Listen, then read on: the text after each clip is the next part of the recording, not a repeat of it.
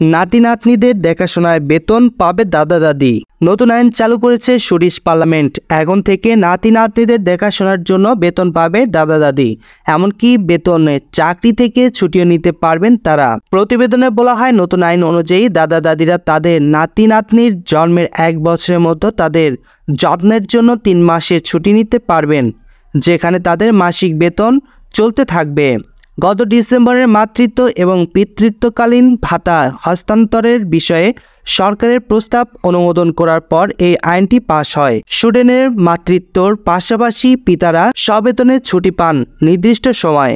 আইন অনুযায়ী পিতামাতা তাদের নির্ধারিত ছুটির এক অংশ সন্তানদের দাদা দাদিকে হস্তান্তর করতে পারেন। সোশ্যাল ইন্স্যুরেন্স এজেন্সির মতে এক দম্পতি সর্বোচ্চ 45 দিন ছুটি হস্তান্তর করতে পারবেন। তবে যদি দম্পতি একজন হয় তবে সর্বোচ্চ 90 দিন হস্তান্তর করার সুযোগ পাবে তিনি। 1 কোটি জনসংখ্যার এই স্ক্যান্ডিনেভিয়ার দেশ জন্মের পর প্রজন্ম ধরে একটি সমাজ তৈরি করেছে। এখানে নাগরিকদের দোলনা থেকে কবর পর্যন্ত যত্ন নেওয়া হয়। সুইডেন এমন একটি দেশ যেখানে সন্তান জন্ম হওয়ার পর অন্তত 480 দিন বা 16 মাস মায়েরা সবেতন মাতৃত্বকালীন ছুটি পেয়ে থাকেন।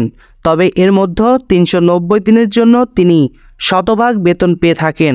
আবার বাকি 90 দিনের জন্য তারা নির্ধারিত বেতনের একটি অংশ পেয়ে থাকেন। এছাড়াও দেশটিতে সন্তান লালন পালনের জন্য আরও কিছু সুযোগ সুবিধা দেওয়া হয়, যা একটি হচ্ছে সন্তান 4 বছর না হওয়া পর্যন্ত তারা কম সময় কাজ করবেন। তবে ওই সুবিধাটাও চাকরিজীবীরা পান সন্তানদের 12 বছর পর্যন্ত। ধন্যবাদ সবাইকে। পরবর্তী নিউজ আপডেট পেতে SM News 24 এর সাথে থাকুন।